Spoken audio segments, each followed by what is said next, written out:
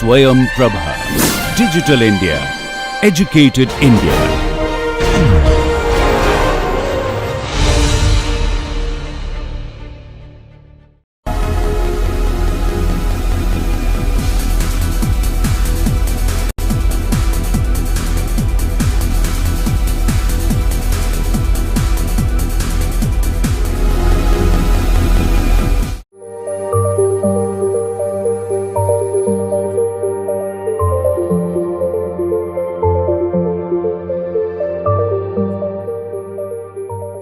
In my previous session, I had introduced to you those space-borne sensors based on spatial resolution. In this session, I would like to introduce to you space-borne sensors which have finer spectral resolution. Thereafter, the airborne and ground sensors for collection of ground information will be discussed. First of all, Earth Observing 1 mission, or in short EO1. In 1996, NASA started a new millennium program designed to identify, develop and flight validate key instruments and spacecraft technologies that can enable new or more cost effective approaches to conducting scientific missions in the 21st century. The first of these new millennium program Earth orbiting mission is Earth Observing 1, an advanced land imaging mission. EO1 was launched on Delta 7320 from Vandenberg Air Force Base on November 21st, 2000. It was inserted into a 705 kilometer circular sun synchronous orbit at an inclination of 98.7 degrees, such that it flies in formation in 1 minute behind Landsat in the same ground track and maintaining the separation within 2 seconds. There are 3 imagers in EO1 instrument suite: the Advanced Land Imager, or in short called as ALI, Hyperion, and Linear Elaton Imaging Spectra Array Atmospheric Corrector.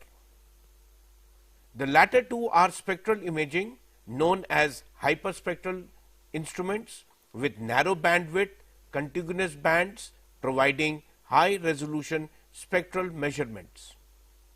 Each of the instruments operate in a push broom mode, where the forward motion of the satellite is responsible for sweeping out a 2-dimensional image. Now let us look at the EOI instruments. EOI has, as I have said, has 3 instruments: ALI, Hyperion and LAC. The spectral range of ALI is between 0.4 to 2.4 mu meters, whereas for Hyperion it is 0.4 to 2.5 mu meters, and for LAC it is between 0.9 to 1.6 mu meters. The spatial resolutions are 30, 30 and 250 meters respectively, with a SWAT width of 37 kilometers for ALI, 7.7 kilometers for Hyperion and 185 kilometers for LAC. Spectral resolution is variable in case of ALI. However, for Hyperion it is 10 nanometers, and for LAC it is between 3 to 9 nanometers. The spectral coverage is discrete in ALI, whereas it is continuous in Hyperion and LAC. The pan band resolution in ALI is 10 meters, whereas Hyperion and LAC do not have any pan band resolution. The number of bands in ALI is 10, 220 for Hyperion and 256 for LAC. Now let us look at each of the equipment one by one. First is Advanced Land Imager or ALI. The EOA-1 Advanced Land Imager is a technology verification instrument under the New Millennium Program. The focal plane of this instrument is partially populated by 4 sensor chip assemblies or CSA and covers 3 degrees by 1.625 degrees coverage. Operating in a push broom fashion at an orbit of 705 kilometers, the LAI provides Landsat type panchromatic and multispectral bands.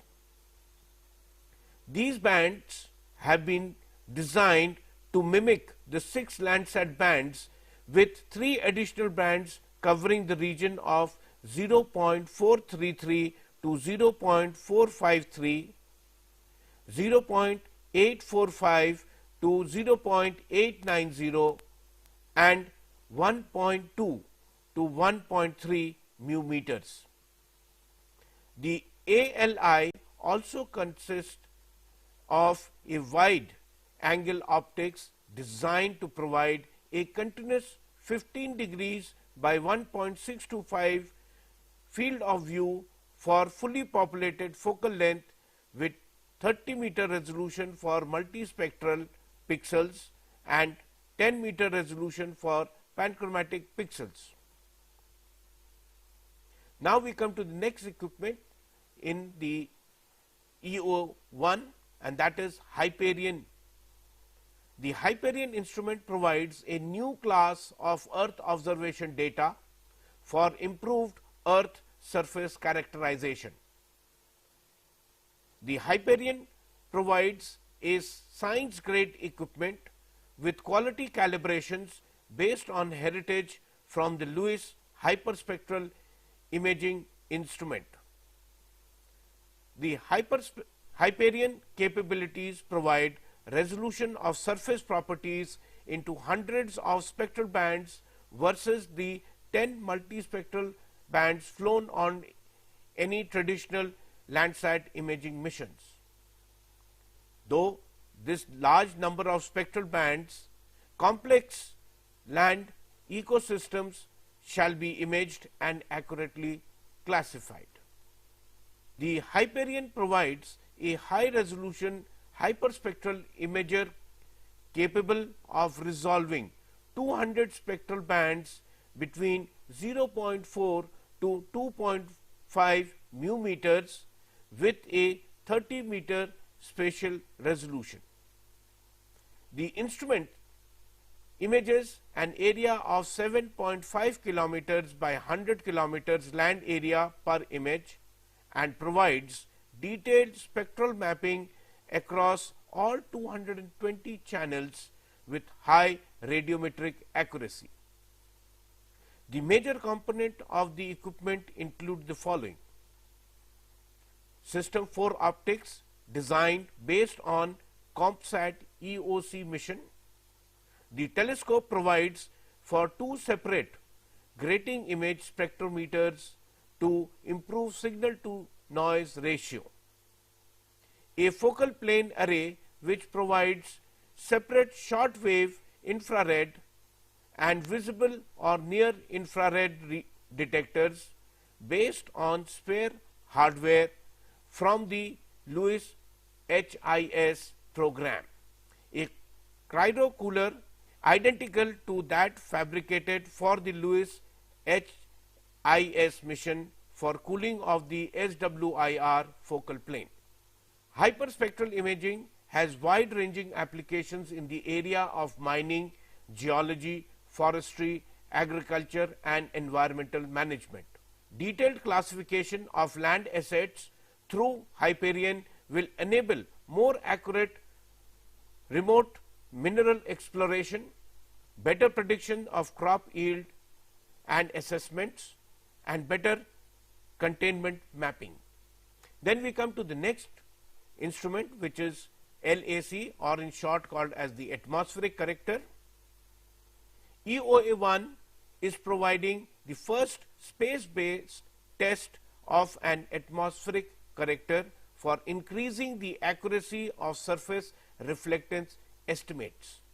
The atmospheric corrector provides the following capabilities via a compact and simple bolt-on design for future Earth and land imaging missions.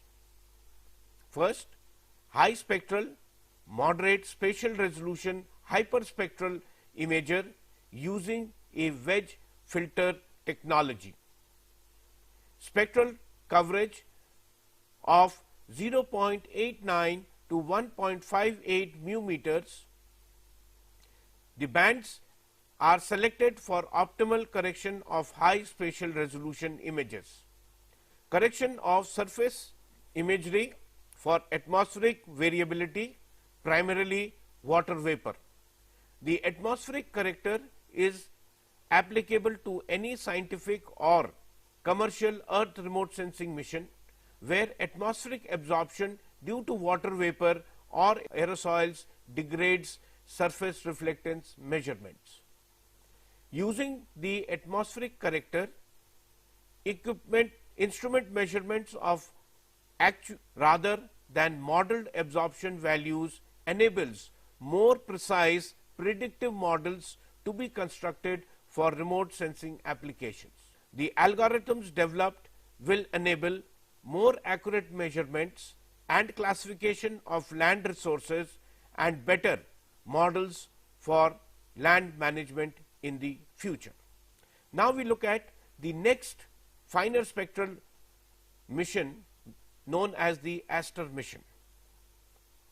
ASTER is a cooperative effort between NASA and Japan's Ministry of Economy, Trade and Industry with the collaboration of scientific and industry organizations in both the countries.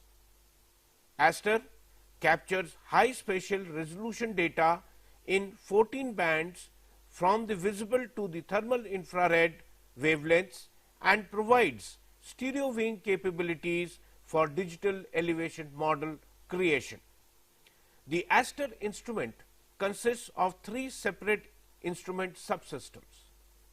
Each subsystem operates in a different spectral region and has its own telescope. The 3 subsystems in which the ASTER operates are the visible and near infrared, or in short known as VNIR, shortwave infrared SWIR, and thermal infrared TIR. So now let us look at the 3 subsystems that we have. First is VNIR.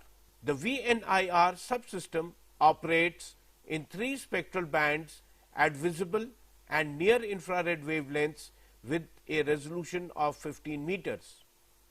It consists of 2 telescopes, one northern looking with a 3 spectral band detector and the other backward looking with a single band detector. The backward looking telescope provides a second view of the target area in band 3 for stereo observations. The thermal control of the CCT detectors is provided by a platform provided cold plate. Across track pointing up to 24 degrees on either side of the track is accomplished by rotating the entire telescope assembly. Band separation is through a combination of dichoric elements and interference filters that allow for all the 3 bands to view the same ground area simultaneously. The data rate is 32 Mbps when all the 4 bands are operating. The 2 onboard halogen lamps are used for calibration of the northern looking instruments. This calibration source is always in the optical path. The next subsystem is the SWIR. The SWIR subsystem operates in 6 spectral bands in the near infrared region through a single nadir pointing telescope that provides 30-meter resolution. The cross-track pointing, that is plus minus 8.55 degrees, is accomplished by a pointing mirror. Because of the size of the detector or filter combination, the detectors must be widely spaced, causing a parallax error of about half a pixel for per 900 meter elevation. This error is correctable if the elevation data such as a DM are available. The two onboard halogen lamps are used for calibration in a manner similar to that used for VNIR system. However, the pointing mirror must turn to see the calibrated source. The maximum data rate here is 23 Mbps. Then we come to the third subsystem, which is TIR or the thermal infrared. The TIR subsystem operates in 5 bands in this thermal infrared region using single fixed position nadir looking telescope with a resolution of 90 meter. Unlike the other instrument subsystems, it has a whisk broom scanning mirror. Each band uses 10 detectors in a staggered array with optical band pass filters over each detector element.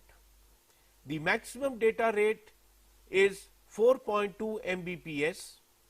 The scanning mirror functions both for scanning and cross-track pointing, that is between 0 to plus minus 8.55 degrees.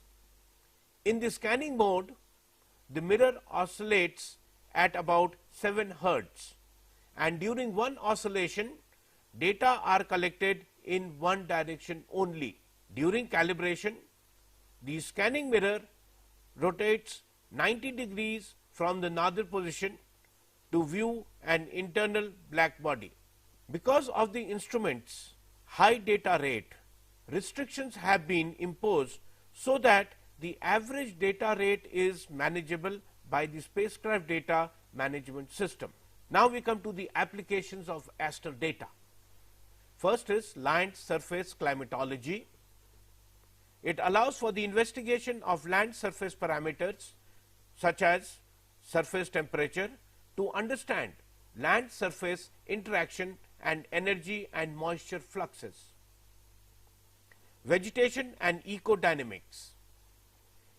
Investigations of vegetation and soil distribution and their changes to determine biological productivity, understanding land atmospheric interactions and detect ecosystem changes. It can be used for volcanic monitoring in order to monitor the eruptions or the precursor events such as gas emissions, eruption of plumes, development of lava lakes, eruptive history and eruptive potential. In the area of hazard monitoring, it provides observation to the extent and effect of wildfires, flooding, coastal erosion, earthquake damage and tsunami damages. In the area of hydrology, it provides understanding of the global energy and the hydrological processes and their relationship to global change, including is evapotranspiration from plants. Geology and soils is the next area where ASTER can provide ample opportunities. It gives the detailed composition and geomorphological mapping of the surface soils and bedrocks to study land surface processes and Earth's history. The land surface and land cover change can be also monitored with the help of ASTER. At present, monitoring desertification, deforestation, urbanization, providing data for conservation managers to monitor protected areas and national parks and wilderness areas.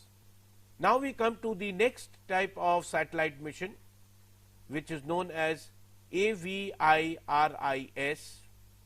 AVIRIS is an acronym of Airborne Visible Infrared Imaging Spectrometer. AVIS is a world-class instrument in the realms of Earth remote sensing. It has a unique optical sensor, delivers calibrated images in 224 contiguous spectral channels with wavelengths ranging from 400 to 2500 nanometer. The instrument flies aboard a NASA ER-2 aeroplane at approximately 20 kilometers above the Earth's surface with a speed of about 730 kilometers per hour. AVIS has flown all over USA plus Canada and Europe. When the data from each detector is plotted on a graph, it yields a spectrum. The adjoining figure shows such a profile of a single pixel whose data has been collected in 24 bands, and what we can see is on the x-axis the wavelength has been plotted, whereas on the y-axis the amount of energy reflected at each wavelength from a single pixel has been generated. Comparing the resulting spectrum with those of known substances reveals information about the composition of the area being viewed by the instrument. So finally, we can say that the AVIS is a system or a concept where each spatial element has a continuous spectrum that is used to analyze the surface and atmosphere. One can see 4 such sample informations related to atmosphere, soil, water and vegetation, and one can see the manner in which the information is available by taking continuous bands and not discrete bands. The next sensor is MODIS. MODIS, the full form is Moderate Resolution Imaging Spectroradiometer, is a key instrument aboard the Terra EOS AM and Aqua EOS PM satellites. EOS means Earth Observing Satellites, AM means in the morning, PM means in the afternoon. Terra's orbit around the Earth is timed so that it passes from north to south across the equator in the morning, while Aqua passes south to north over the equator in the afternoon. Terra MODIS and Aqua MODIS are viewing the entire Earth's surface every 1 to 2 days, acquiring data in 36 spectral bands or group of wavelengths. These data will improve our understanding of global dynamics and processes occurring on the land, in the oceans and in the lower atmosphere. MODIS is playing a vital role in the development of validated global interactive Earth system models able to predict global change accurately enough to assist policymakers in making sound decisions concerning the protection of our environment. Now let us look at the characteristics of MODIS. The orbit of MODIS is a sun-synchronous near-polar circular one at a altitude of 705 kilometers. The Terra satellite on its descending node passes the equator at 10:30 a.m., while the Aqua satellite on its ascending node passes the equator at 1:30 p.m. It has a scan rate of 20.3 rpm cross track, having a swath width of 2330 kilometers by 10 kilometers at Nadir. The data rate is 10.6 Mbps peak daytime, while it is 6.1 Mbps orbital average. The data is having a radiometric resolution of 12 bits and a spatial resolution which is variable from band to band. For the first two bands 1 and 2, it is 250 meters. For bands 3 to 7, it is 500 meters, and from bands 8 to 36, it is 1000 meters. This particular sensor has a design life of 6 years. Now let us look at the primary uses of these MODIS instrument. For the first two bands, that is band 1 and 2, operating in the wavelength region of 620 to 720 nanometers and 841 to 876 nanometers, are being used for land, cloud, aerosol boundary determination, while bands 3 to 7 are providing informations regarding the land, cloud, aerosol properties. The bands 8 to 16 are being utilized for ocean color, phytoplankton and biogeochemistry. The bandwidths can be seen to be varying between 10 to 20 nanometers. Bands 17 to 19 are being used for atmospheric vapor. Bands 20 to 23 are being used for surface and cloud temperature, while for bands 24 and 25 provide information regarding the atmospheric temperature. Bands 26, 27 and 28 are used for mapping cirrus clouds and water vapor. Band 29 is used for ascertaining cloud properties. Band 30 is dedicated for ozone measurements. Band 31 and 32 provide information to the surface and cloud temperatures, while band 33, 30 to 38, it provides information regarding the cloud top altitude. The MODIS instrument provides high radiometric sensitivity, that is at 12 bits in 36 spectral bands ranging in the wavelength from 0.4 mu meters to 14.4 mu meters.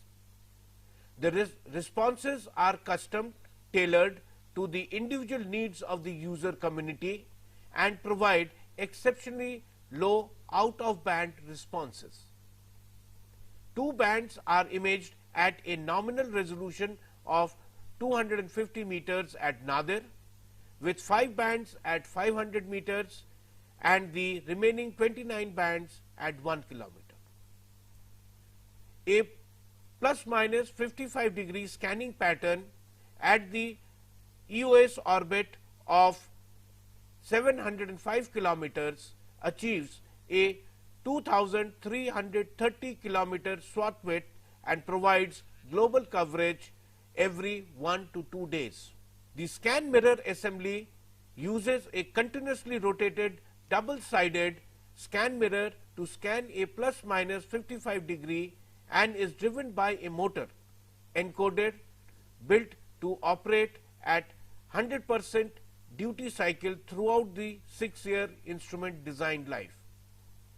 The optic system consists of two off-axis focal telescope which directs energy to 4 refractive objective assemblies, one each for the visible, near infrared, SWIR and middle WIR and LWIR spectral regions to cover the total spectral range of 0.4 to 14.4 mu meters. Now we focus our attention to those type of data collection systems which are placed on an aircraft, and this is what we call it as the airborne data collection system. First is imaging laser altimetry. Laser altimetry is a fully automated method of directly measuring the height or elevation of the terrain from an aircraft or an satellite.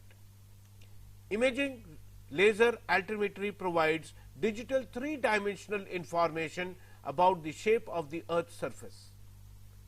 It is also referred as airborne laser mapping or LIDAR mapping or airborne laser scanning.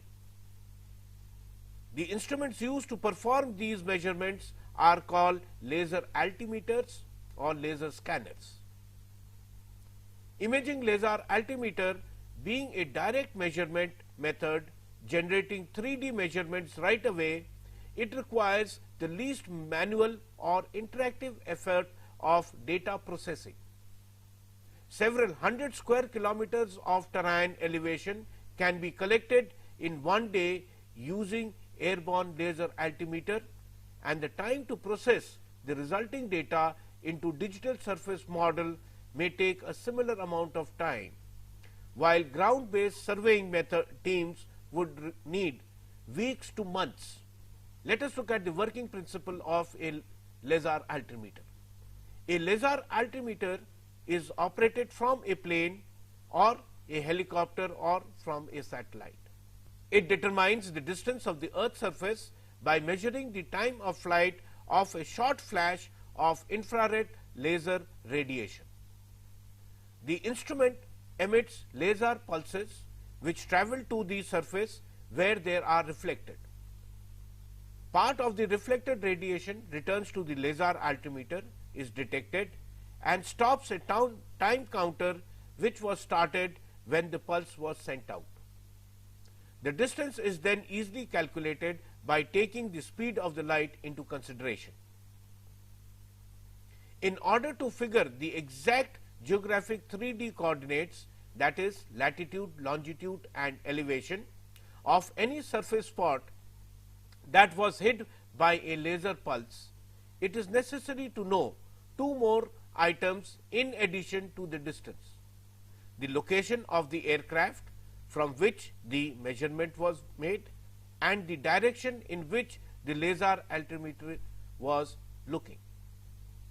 These values are obtained through GPS receivers in the aircraft and for reference on a known location on the ground and a INS inertial navigation system on board the aircraft. This particular graphic shows the three basic informations required to further augment the data being collected by the laser altimeter. Laser altimeter has lot of applications. So, let us look at the applications of laser altimetry. First is topographic mapping. It is the ideal tool to obtain 3D for topographic mapping purposes. Its ability to see through trees allows the accurate determination of the ground elevation even in vegetated areas, reducing cost and time effort for mapping topography substantially. The thematic surface classification is facilitated by the wealth of the information, and laser altimetry system supplies with a high degree of automation by establishing and updating topographic maps with accurate 3D informations, surface and land use classification using surface roughness, object height, density and shadow free reflectance as criteria. In this particular image, which has been generated using data only from an image laser altimetry, it illustrates that the imaging laser altimeter is able to deliver a variety of data, not only surface elevations required for topographic mapping, it also for many other remote sensing tasks. One can see the wealth of information that has been collected by laser altimeters. Another area is in urban planning and development. They are used to generate accurate and up-to-date 3D city models for a number of applications, such as updating of urban area geographic information system databases. Urban planning and development uses 3D urban topography models. It can be used to improve air quality by avoiding and eliminating hotspots, area of high concentration of exhaust gases, and reduced fresh air supply. That is, it can be used for microclimate modeling. For drainage layout, where does the rainwater concentrate or flow? For flood prevention, in identifying areas that are susceptible to inundation. For telecommunication, so that where should the relay antennas for mobile cellular networks be placed for optimal coverage. For the layout of new development areas. It is also having large application for infrastructure construction, maintenance and management. For layout and construction of infrastructure, it provides accurate and up-to-date digital 3D terrain maps. Even in forested areas, provide input to optimize design and construction processes and logistics. For environmental impact simulations, using digital surface models help to find the solution with least adverse effect on the landscape, vegetation and hydrology.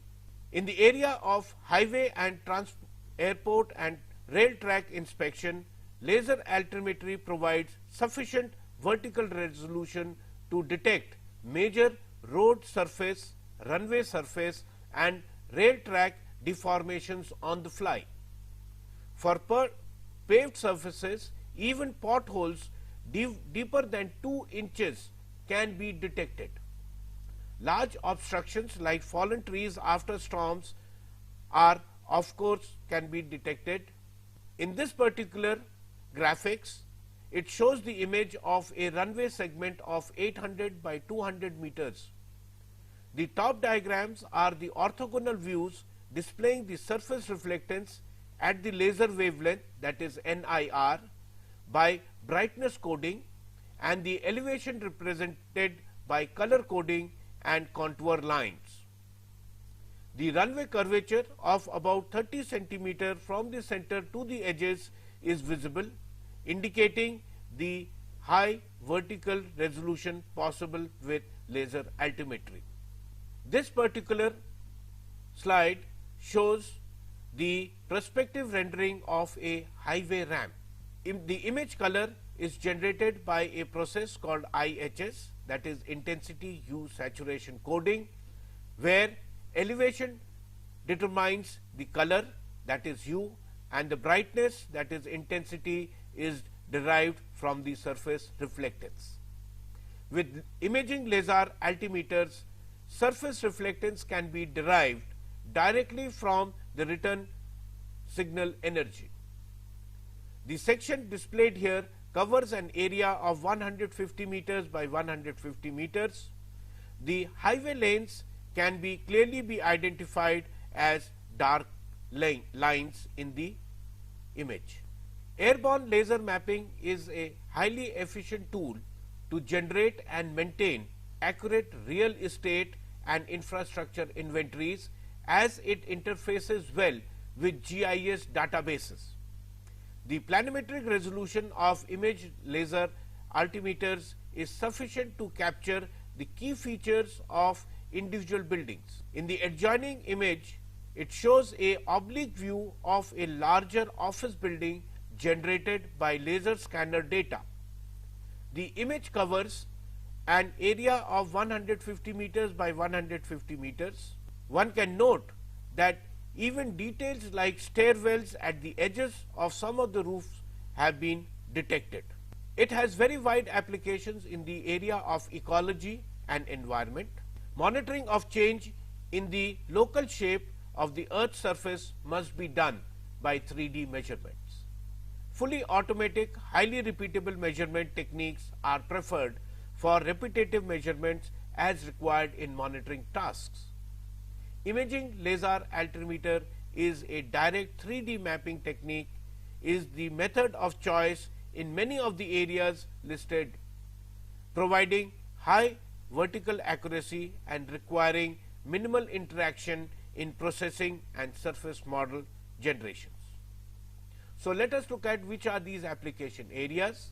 These are ice sheets and glaciers, erosion, volcanic activity, tree height, canopy density and biomass, beaches and sand dunes, water depth in rivers and coastal zones, tidal flats, wetlands. Here one can see a information which has been generated for a open cast mine. As laser altimetry directly delivers a 3D data, it is highly suitable for automated volumetric calculations in an open pit mining and excavation. The digital surface model from the laser altimeter on the right was sliced along the red line in the reference image to show the vertical profile through the quarry. The color coding indicates the wall shape of the excavation at different depths. Tide line and coastal line mapping are another field where laser altimetry has been able to prove its advantage over the other surveying techniques. In this area of 10 by 9 kilometers, which was surveyed in 2 flights, each of 3 hours, to generate a DEM of 5-meter grid size. Flights were done at night time during low tide condition. In this case, the high vertical accuracy achievable with laser altimeters was one of the major importance, as the variation in elevation between purple and orange is about 2 meters. The top image is a color coded orthogonal view of the bottom image, while the bottom image shows a perspective rendering of the marked section. Left of the dike, the regular structures of the salt fields and the drainage channels in between the fields can be recognized. Another area where laser altimetry is providing is in mathematical modeling. Watershed and drainage system models rely on digital elevation data. In ecosystems, tree heights and vegetation density as derived from advanced imaging laser altimeter data are important inputs to model processes in the biosphere. It has found lot of use in the area of education, as it can provide visualization of the 3-dimensional shape of the landscape to foster understanding of the interaction of terrain and ecosystem. Animations to illustrate geological, hydrological and erosion processes. Computer animations, that is fly-throughs of real landscape to draw attention and add appeal in geography and ecological courses and educational multimedia productions. In the area of agriculture and forestry, it has found its use in the following areas: precision farming. Airborne imaging laser altimetry is an ideal tool to map and monitor plant growth, that is plant height, on extended sites. This gives you the precise information on the growth and non-uniformities you may be able to compensate by adjusting watering and fertilization. A precise 3D terrain model enhances your ability to optimize water distribution and drainage processes. Forest and park management.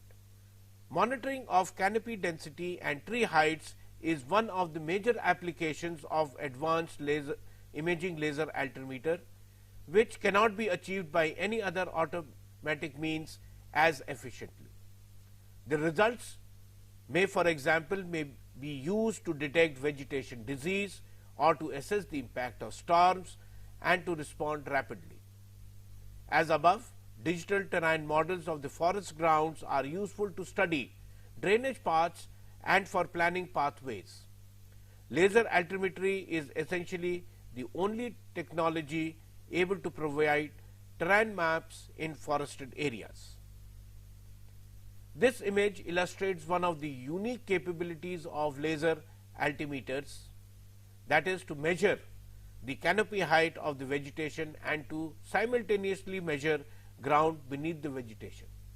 The canopy height is colored green and the transparently superimposed onto the terrain elevation map in besiege color. In the area of disaster response, prevention and response, it is being used as a means of accurate 3D mapping of the surface from the air. Imaging laser altimetry is highly helpful to determine areas prone to natural hazards like floods and to rapidly assess the damage to the infrastructure after natural disasters like earthquake, storms, landslides on a large scale. For flood prevention, digital surface models with very high vertical resolution and accuracies are used in flood simulation to determine areas to be flooded, assisting the construction of effective countermeasures, or to calculate the potential risk of flooding of specific properties for insurance purposes. Flooding simulation is one of the emerging applications of laser altimetry data. Very high vertical accuracy of the digital surface model is required for the simulation to give meaningful results. Laser altimetry is able to deliver sufficiently accurate surface data rapidly and efficiently. This image shows a flood simulation for the city of Bonn. The river Rhine on the left occasionally rises above its banks to cause substantial damage to the surrounding area. In this picture, a simulated flood situation, that is in light blue, has been superimposed over the normal stratus, which is dark blue. It becomes obvious from this simulation which buildings and streets are most endangered by inundation. This type of data can therefore be used to design effective countermeasures. In case of earthquake, landslides and storm damage response, the imaging laser altimetry is a direct 3D measurement method that does not require extensive post-processing to give results. Thus, it is well suited for rapid 3D dimensional assessment of damage to infrastructure after earthquakes, landslides and storms, enabling a focused response and concentration of repair forces to the most vital or severely damaged points. In the area of architecture and landscape design, automated integration of an architectural design with its surrounding represented by a high resolution 3D landscape model that includes existing vegetation, facilitates the design process and gives an accurate impression of how the design interacts with the surrounding more realistically than the generalized terrain model generally used today. In the area of virtual landscape sculpturing can be done on the computer based on a digital surface model that may even include existing vegetation to optimize and accelerate the design process and to give a realistic image of the results before one can use a shovel. By applying plant growth and erosion simulation models to an accurate current terrain model can show you how your design may be evolved in 10 years' time. Below is an example of the same. It has also found its utility in non-conventional engineering areas such as multimedia, advertising and art. Realistic integration of computer animated objects into real outdoor scenes can be achieved automatically by using a 3D model of the scene. Laser altimetry is a way to obtain high resolution 3D landscapes model rapidly. Camera fly-throughs of the real world scenes that are expensive to do or not possible in reality can be generated with modest effort in the computer with digital 3D models of the real landscape. Accurate surface models of the real world sites add excitement to computer video games. Topography of real golf courses in virtual golf games even below vegetation. Fantasy games situated in real forest and well-known locations. Flight simulation over recognizable landscapes. Eye-catching visual effects involving neighborhood landscape enhance the appeal of advertising media to local customers. This is an example of photo draping commonly carried out in the area of multimedia. The orthogonal true color video images on the right have been used to color the digital surface model from the laser altimetry on the left. The grid size of the laser DSM is 1 meter. This results as an oblique view rendering with artificial illumination as shown in the middle. Now we come to the next type of data collection, which is LIDAR. LIDAR is an acronym for light detection and ranging. Well, what can you do with a LIDAR? You can measure distance, you can measure speed, you can measure rotation, you can measure chemical composition and concentrations of a remote target where the target can be a easily defined object such as a vehicle or a diffuse object such as a smoke plume or clouds. Light detection and ranging, that is LIDAR, is a remote sensing system used to collect topographic data. This technology is being used by NOAA and NASA scientists to document topographic changes along shorelines. These data are collected with aircraft mounted lasers capable of recording elevation measurements at a rate of 2000 to 5000 pulses per second and have a vertical precision of about 15 centimeters, that is 6 inches. After a baseline data has been created, follow-up flights can be used to detect shoreline changes. Let us look at the working principle of LIDAR. A LIDAR sensor is mounted on board an aircraft as pictured beside. Once in flight, the aircraft travels over the area approximately at 50 meters per second. During the flight, the LIDAR sensor pulses a narrow, high-frequency laser beam towards the earth through a port opening at the bottom of the aircraft's fuselage. LIDAR sensor records the time difference between the emission of the laser beam and the return of the reflected laser signal to the aircraft. The LIDAR transducer is rigidly fastened to the aircraft and does not move. However, a scan mirror assembly is mounted below the transceiver. A 45-degree folding mirror reflects the laser pulses onto a moving mirror which directs the laser pulses to the earth. The reflected laser path from the ground follows the reverse optical path and is directed into a small Cassegrain telescope. The moving mirror produces a conical sampling pattern beneath the aircraft over a 30-degree wide swath, thus permitting the collection of topographic information over a strip approximately 300 meters in width and from a nominal height of 600 meters above the ground. LIDAR instruments only collect elevation data. To make these data spatially relevant, the positions of the data points must be known. A high precision GPS antenna is mounted on the upper aircraft fuselage. As the LIDAR sensor collects data, the location of the data are simultaneously recorded by the GPS sensor.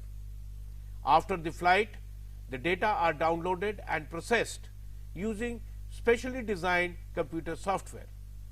The end product is an accurate, geographically registered longitude, latitude and elevation positions for every point.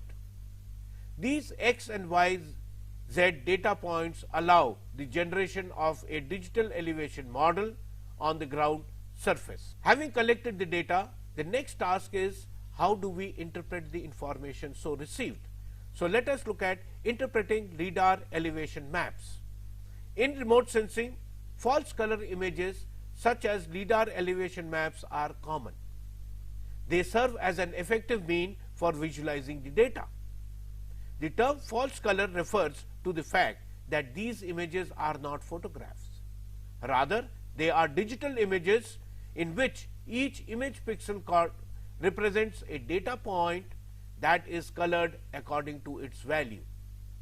The purpose of this section is to aid users in the interpretation of false color images. In the three images seen below, the height variation is between -3 meters to +5 meters, and the legend indicates the relationship between the colors and the elevation depicted on the map. For example, in the Huntington Beach map, the deep blue color represents land approximately at 0 level or mean sea level. The sign, that is the light blue features like the jetties, represent elevations around 1 meter above the sea level. LiDAR data become easier to interpret when examined in conjunction with additional data such as aerial photograph. A LiDAR elevation map is compared with an orthophotograph. Here, Kiwaya Islands provide a variety of interesting features. On comparing the orthophotograph to the LiDAR data, it is easier to identify features such as houses, roads, the vegetated dune areas and irrigation ponds. If additional vector base map is overlaid on both the orthophoto and the LiDAR elevation map having digitized building footprints, dune walkovers and roads, a detailed base map can assist in confirming features detected by LiDAR elevation measurements. For example, when houses are surrounded by tall vegetation, LiDAR elevation data do not distinguish between rooftop and the treetop.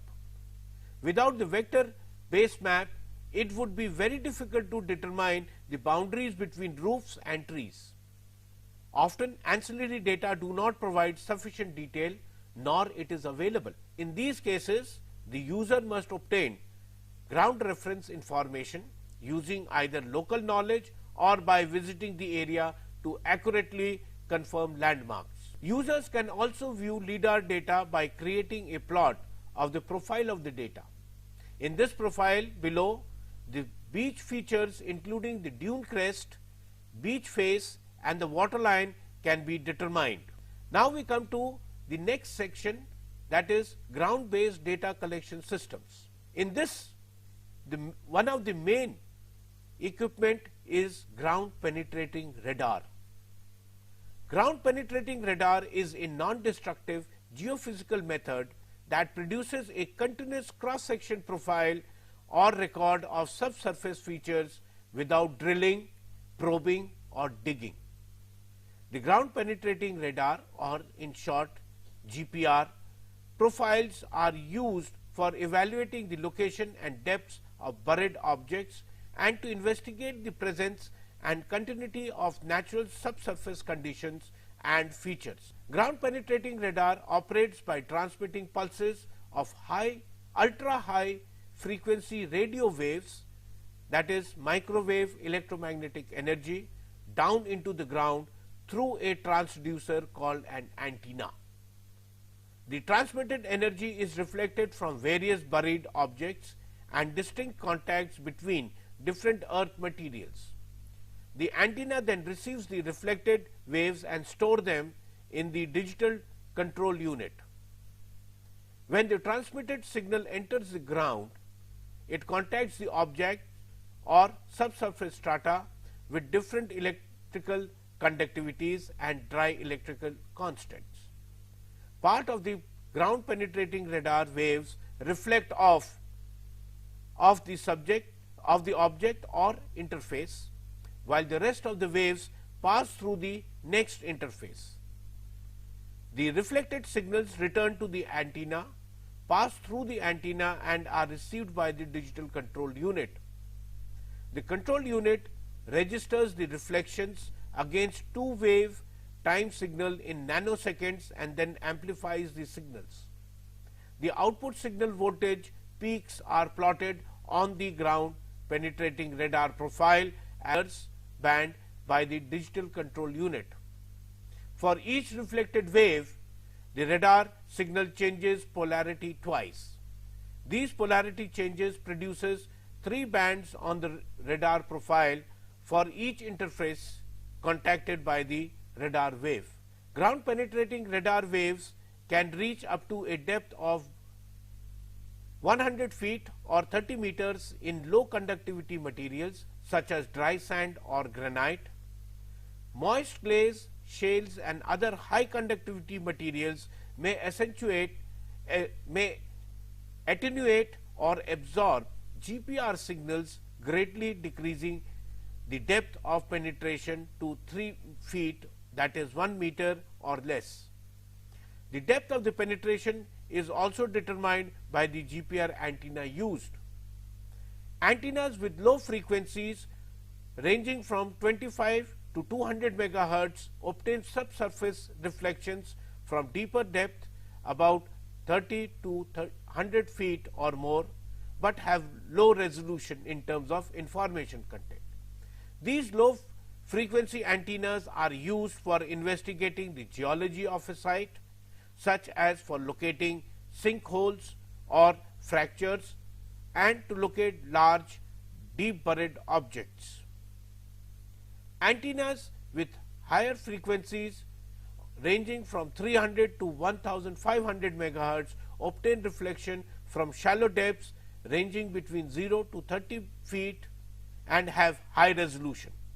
These high frequency antennas are used to investigate subsoils and to locate small or large shallow buried objects such as utilities and also rebar in concrete. In this, one can see on the left hand side we have a high frequency antenna which has been used to obtain the information regarding 3 tanks which are buried below the ground surface. Whereas on the right hand side one can see the profile of the GPR using low frequency antennas.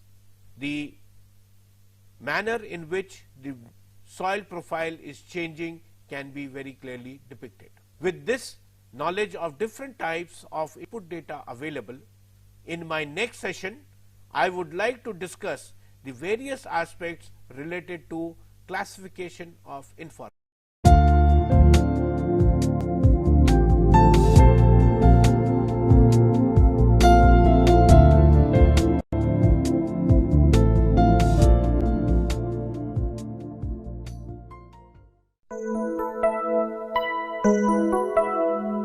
Thank you.